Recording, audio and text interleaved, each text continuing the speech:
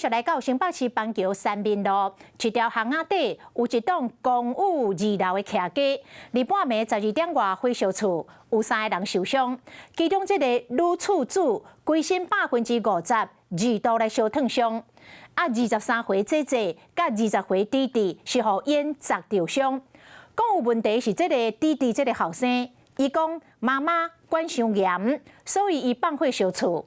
但是伊讲话反起反倒，即卖警方要甲鉴定精神的状况，再搁进一步来厘清案情。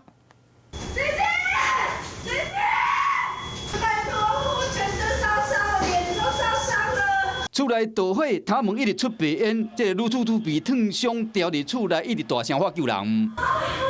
我烧起来了，我儿子好不容易弄起我。做老母的忍痛嘛，较入因后生的堆，因为厝内温度是愈来愈悬，就惊讲看到隔壁厝边赶紧举铁腿弄破头门救人。这个有没有清醒？女厝主被救出了后，送去病院，规身躯有52%度的烫伤、烧伤，集中伫面部。厝内还有23岁加20岁姐弟啊，被送去病院。儿子在跟妈妈争吵，然后结果，女儿就尖叫妈妈，然后结果烟就出来了。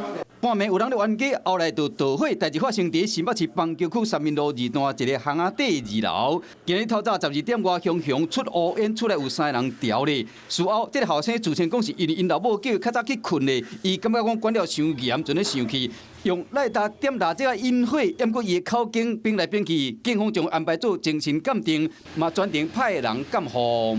就是一直在冒烟，然后我在那个窗户边的时候，我感觉到那个温度，所以我就有点紧张了。火疗科人员进行调查，重回现场，厝内拢烧甲臭火大，一寡物件拢哩哩啦啦落甲满四间。